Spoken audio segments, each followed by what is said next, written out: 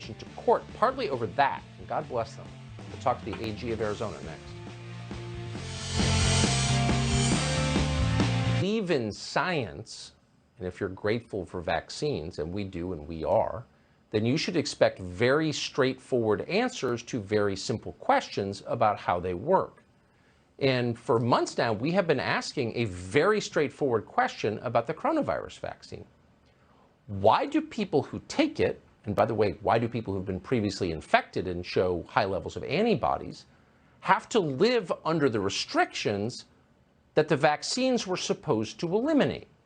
Why, for example, does Tony Fauci say you have to wear a mask after you get the vaccine?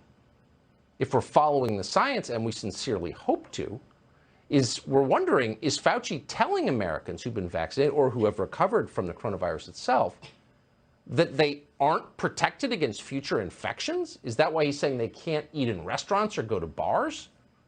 These are not trick questions. They're the most basic of all questions. We'd love to have Dr. Fauci on the show to explain them. But we've asked him enough that he finally took notice, and this morning he went on CNN.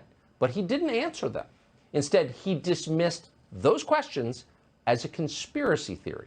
And as he talked, you'll notice the graphic on the screen. We lie! Right. Here's what happened. Who's doubting that vaccines work? For the record, we never for a minute doubted it. We bought all of that stuff completely at face value. We believe in science. Actually kind of probably trust the pharmaceutical companies a little bit too much. So when they said this stuff works, we never questioned it.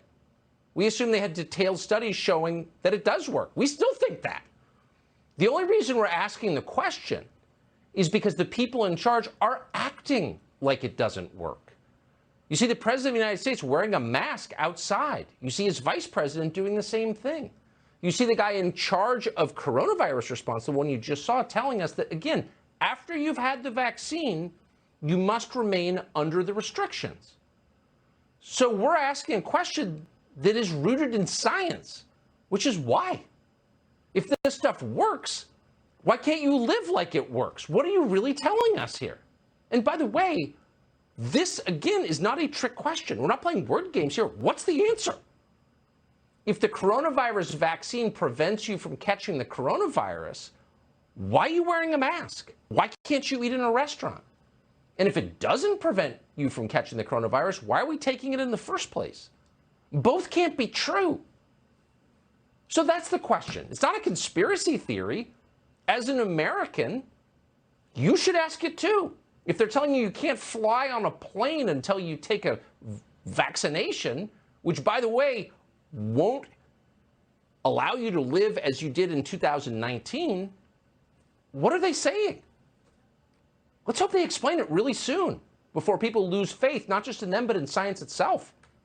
And that really would be a tragedy.